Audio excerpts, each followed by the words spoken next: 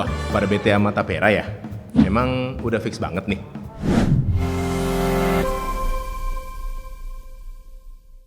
Pada 20 Mei 2024, Presiden Jokowi mengesahkan peraturan pemerintah yang mewajibkan semua pekerja di Indonesia untuk menjadi peserta Tapera paling lambat tahun 2027. PP ini juga merupakan aturan pelaksana dari Undang-Undang Nomor 4 Tahun 2016 yang udah dibahas sejak tahun 2012. Jadi program ini sebenarnya bukan program baru-baru amat sih. Jadi menurut pemerintah, program ini akan jadi jalan keluar untuk masalah kepemilikan rumah di Indonesia. Pemerintah menyatakan bahwa Indonesia masih kekurangan 12,7 juta unit rumah pada awal tahun 2024. Selain itu, Kementerian PUPR melaporkan bahwa sebanyak 81 juta orang milenial belum memiliki rumah. Tapi kalau dipikir-pikir, milenial, sandwich generation, dengan keadaan sekarang emang sulit banget buat beli rumah, terutama di kota-kota besar. Nggak kuat, Kak.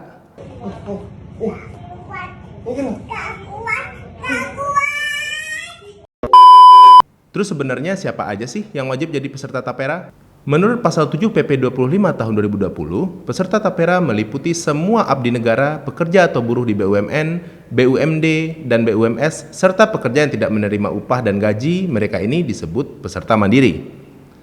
Gaji atau upah peserta Tapera akan dipotong sebesar 3% setiap bulannya, dengan 0,5% ditanggung oleh pemberi kerja dan 2,5% ditanggung oleh pekerja. Katanya sih ini bukan iuran, tapi tabungan. Dana yang terhimpun dari potongan Tapera bakal dikelola oleh Badan Pengelola Tapera atau BP Tapera. Pasal 4 PP 25 tahun 2020 menyebutkan bahwa pengelolaan dana oleh BP Tapera meliputi 3 kegiatan, yaitu 1. Pengerahan atau pengumpulan dana dari peserta. Lalu pemupukan. Sebagai kegiatan investasi, tujuannya adalah untuk meningkatkan nilai dana yang terkumpul. Serta yang terakhir dan paling penting adalah pemanfaatan, yaitu penggunaan dana Tapera untuk membiayai perumahan peserta dengan suku bunga yang terjangkau. Terus, kapan sih kepesertaan Tapera ini berakhir? Kepesertaan Tapera yang bersifat wajib akan berakhir kalau pekerjanya udah pensiun, usianya udah mencapai 58 tahun bagi peserta mandiri, pesertanya meninggal dunia, dan peserta tidak memenuhi lagi kriteria sebagai peserta selama 5 tahun berturut-turut. Oke, itu kalau aturan di Indonesia. Coba kita sama-sama cek di luar negeri ada nggak aturan yang kayak Tapera gini. Nah, sebenarnya beberapa negara tetangga kita ternyata juga punya program yang mirip sama Tapera. Pertama, Central Provident Fund atau CPF di Singapura. Di sana 20% dari gaji pekerja dipotong untuk tabungan pensiun, perumahan, dan pelayanan kesehatan. Kemudian, program tunjangan karyawan wajib di Cina bahkan nyampe 25% loh potongannya. Pembagiannya, 5% potongannya dibayar oleh pekerja dan 20% dibayar oleh perusahaan untuk asuransi, kesehatan, perumahan, serta keselamatan pekerja. Terakhir, Employee Provident Fund atau EPF di Malaysia yang 11% potongannya diambil dari gaji pekerja dan 12% diambil dari perusahaan untuk tabungan pensiun dan perumahan. Jadi potongannya di atas 20% juga tuh. Ya, itu kan di luar negeri, Bang. Bedalah sama di Indonesia. Iya, gue paham. Makanya sejak diumumkan oleh Presiden Jokowi, gue juga paham kenapa publik dan netizen tuh terbagi dua. Ada yang pro dan gak sedikit juga yang kontra sama program Tapera ini. Tapi coba deh kita bedah lagi lebih jauh.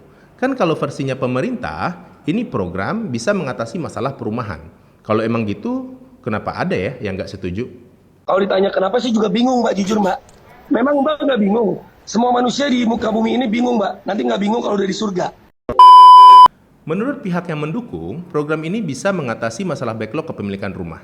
Saat ini, hampir tidak mungkin bagi pekerja dengan gaji UMR atau sedikit di atas UMR untuk memiliki rumah. Dengan adanya Tapera, pemerintah bisa menyediakan KPR rumah dengan suku bunga rendah bagi pesertanya. Kemudian manfaat Tapera bisa dirasakan oleh semua peserta.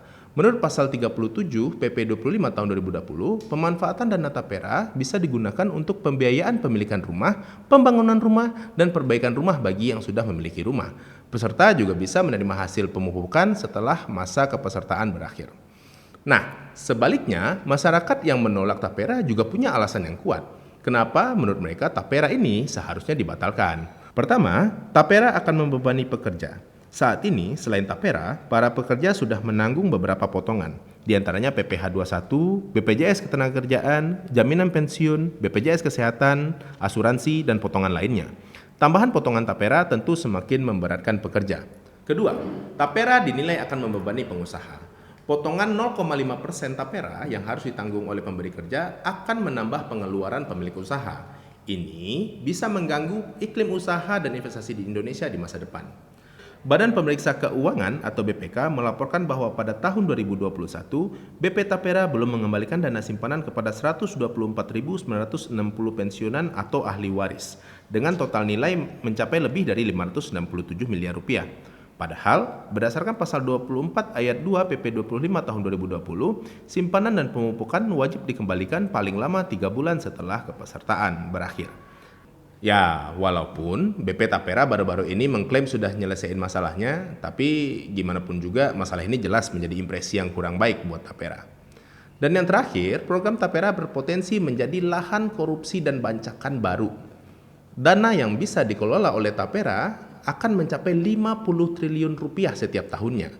Masalahnya, kita udah beberapa kali nih punya pengalaman buruk terkait kasus korupsi dana besar dan jangka panjang yang bikin kita semua trauma. Pertama, kasus korupsi asuransi sosial Angkatan Bersenjata Republik Indonesia atau ASABRI yang merugikan negara sebesar 22,7 triliun rupiah. Kemudian, kasus korupsi asuransi Jiwasraya yang merugikan negara sebesar 16,81 triliun rupiah dan puluhan ribu nasabah gagal dibayarkan hak-haknya. Lalu kasus investasi fiktif Taspen yang mencapai 1 triliun rupiah. Dan terakhir, penyalahgunaan dana BPJS Kesehatan di beberapa daerah yang merugikan negara, konsumen, dan tenaga kesehatan. Menurut gue, program ini harus dikaji dengan sangat matang. Meskipun PP 25 tahun 2020 mewajibkan pemotongan paling lambat dilaksanakan tahun 2027, tapi kalau BP Tapera dan mekanisme pengawasannya belum siap, nggak ada salahnya diundur atas dasar kemanfaatan dan keadilan, serta demi mendapat kepercayaan dari masyarakat luas. Pasal 51 PP 25 tahun 2020 juga mengatur tentang pelaporan dan akuntabilitas BP Tapera. Ini penting karena BP Tapera, bank pengelola, auditor, dan semua pihak yang terlibat harus bekerja dengan transparan sebagai salah satu bentuk tanggung jawab pada masyarakat. Nah, yang paling penting untuk diperbaiki menurut gue adalah pola komunikasinya pemerintah. Ini beneran krusial dan segera banget harus diperbaiki. Sekarang pemerintah ngapain dah? Ngatur bumi kan dia mah jatuhnya. Bumi. Indonesia bisa ibaratnya. Pemerintah tuh sering banget ngeluarin kebijakan tanpa sosialisasi yang memadai. Jadi kesannya kayak programnya spawn aja gitu dari langit. Akibatnya, persepsi publik udah terlanjur terbentuk. Dan ujungnya bikin pemerintah juga kesulitan sendiri buat ngasih klarifikasi karena masyarakat udah keburu antipati. Jadi nggak nyampe tuh substansi baik dari program-programnya. Masyarakat sibuk nyalain pemerintah dan pemerintah sibuk klarifikasi. Kalau dunia persilatan udah kacau gini, lalu siapa yang mau disalahin? Kedepannya, semoga pemerintah bisa ngasih woro-woro yang bisa menjangkau semua lapisan masyarakat, baik buat Tapera atau kebijakan-kebijakan lain selanjutnya, supaya masyarakat bisa beneran langsung tahu tuh maksud sebenarnya dari peraturan yang ada dan gak keburu curigaan. Pokoknya jangan ada dusta di antara kita lah.